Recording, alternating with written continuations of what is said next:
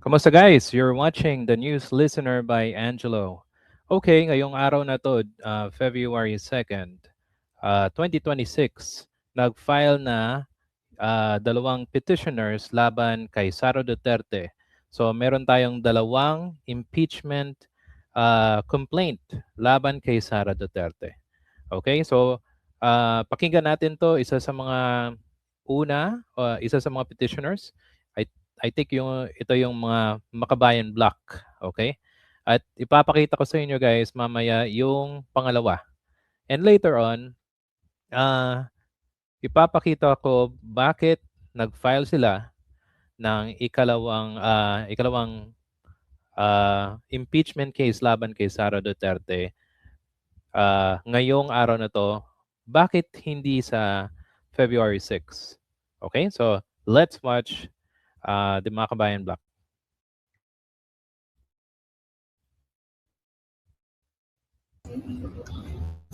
So, nakita naman natin yung mga hearings na COVID-19 Congress, yung tungkol doon sa confidential funds, kung ano ito. So specifically, yung una ay by gross abuse of powers over 612.5 million. So, ito yung confidential funds involving OVP and DepEd, December 2022 until the third quarter of 2023. Ang public official ay talagang kino-consider with utmost, dapat may utmost trust ang mga tao. Kaya ang officials ay binibigyan talaga ng mataas na pagpapahalaga talaga yung tiwala ng mamamayan. So, nakita natin yung hindi abuse governing confidential funds. So, during the hearing of the 94. Sara now! Impeach Sara now! Impeach Sara now!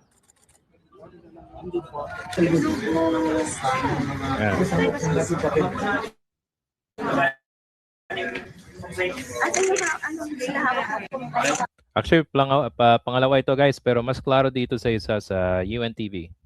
So, pakita natin na. Yan. Sige.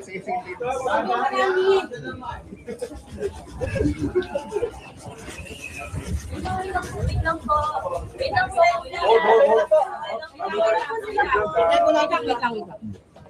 Ilan natin sila. Ando na sila po. Ilan po.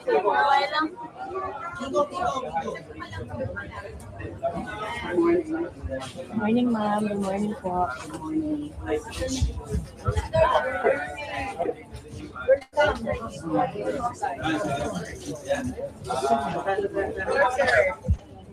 Matapang, manindigan para panagutin ang mga nang-aabuso sa kapangyarihan at nagnakaw sa kabad ng bayan. Kanina po on the way here, may mga isasabi, recycle daw po yung complaint. Gusto nating address yan. Hindi ito recycled complaint kasi hanggang ngayon, hindi pa sagot ng personal Sara Duterte sa mga katiwalian, mga kapangyarihan at pagnanakaw ng bayan. Ngayon, Okay. So, yun na yun guys. Dalawa yung actual na impeachment complaint laban kay Sara. Wait lang, yan na natin dito sa balik natin. Okay, so yun, dalawa, di ba? So, yung una nasa Makabayan Block, yung pangalawa galing mismo sa mga civil groups in-endorse ni Representative Leila de Lima at saka ni Percy Sardania ng Akbayan Party List. Yung una, kung natatandaan ko, yung isa doon, Kabataan Party List, Gabriela, at saka Teachers Act Teachers Party List. Yun ang mga nag-file ng complaint laban kay Sara Duterte. So, kung natatandaan nyo kay Bongbong Marcos, ay nakalusot yung dalawang complaint, okay? At nagreklamo tong Duterte Group na bakit daw hindi tinanggap. Ang problema kasi sa kanila, wala naman silang representative na kasama. Mga apo, anak ni Duterte, kahit kaalyado man lang nila, walang sumama. So kaya, hindi tinanggap. Okay? Klarong-klaro yon. Now, kay Sara Duterte naman, meron silang kasamang mga representative. So, pwedeng kunin ng House Secretary General ng Kongreso. Okay, ganun pa rin yung reklamo sa confidential funds, tapos yung intelligence funds, sa OVP ng mga funds, sa DepEd, tapos yung pinakamatindi na may na-hire na siyang papatay kay Bongbong Marcos, kay Lisa Araneta, tapos kay Martin Romualdez kung papatayin daw siya. So yun, hindi pa nasasagot ni Sara Duterte yung mga complaints na Mary Grace Piatos and etc. etc. So dito, kung titignan nyo guys, bakit ba because yung last na complaint na file last year was February 6 or February 5 ata. So bakit ngayong araw sila nag-file? Okay? Ito, papakita ko sa inyo. Punta tayo ng Gemini, ha? And the reason why, ito, kung natatandaan nyo, yung Korte Suprema nag-file na, sinagot na yung motion in reconsideration ng House of Representatives doon sa impeachment case, ng unang impeachment case, laban kay Sara Duterte. So, sa kanilang resolution, January 28, yung Supreme Court clarified that Session Day should be counted as a calendar day. Ang daming nagreklamo, by the way, niyan. During which House holds a session. Under this calculation, the CS or Supreme Court determined the first set of complaints from 2024 should have been acted upon by January 14, 2025.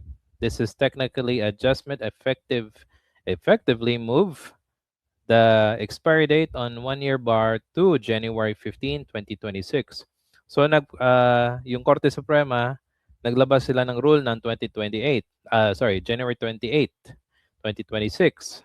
At sila na mismo yung nagsaad na dapat yung expiry date is January 15. Nung nalaman ng mga grupo, ng mga Makabayan Black, unahan na sila para mag-file ang impeachment laban kay Sara Duterte. Ang mga sabi-sabi daw, nag-file daw sila agad-agad para maunahan na yung mga magbubugos ng mag-file ng impeachment case laban kay Sara Duterte. Kung natatandaan nyo, si Bongbong Marcos, meron siyang unang-unang impeachment case, yung unang complainant, pero ang hina ng anong tawag nito, ng complaints, okay, ng reklamo. So that triggers a 1-year bar and hindi na makakapag-file na ulit after nakuha ng ano tawag nito, nakuha ng Committee of Justice, di ba? So ang mabuti dito, naunahan ng mga progressive group kung sino man may masamang balak at dapat alam ng mga tao, mga ordinaryong tao katulad natin, guys, na ito ang desisyon ng Korte Suprema. January 15 ang expiry date. Kung meron po kayong makitang mga taong nagsasabi na, dapat sa February 6, fake news po yan. Korte Suprema mismo po ang nagsabi na sa January 15. Kasi kung yung pag-file ng impeachment ay mabudol ng mga forces ng mga DDS, kayang nitong palituhin ng publiko. So sana mag-isip-isip tayo ng mabuti na ang impeachment ng expiry date, January 15. So tamang-tama ang ginawa ng progressive group para patunayan at malaman natin kung merong kabalbalan tong ginawa si Sara Duterte. Okay? So guys, ano sa tingin nyo? Kung meron pa kayong reklamo or suggestion, paki-comment po sa ating comment section. At if nagustuhan nyo po ito, please hit the like and subscribe button. Salamat po! And I'll see you sa susunod na video.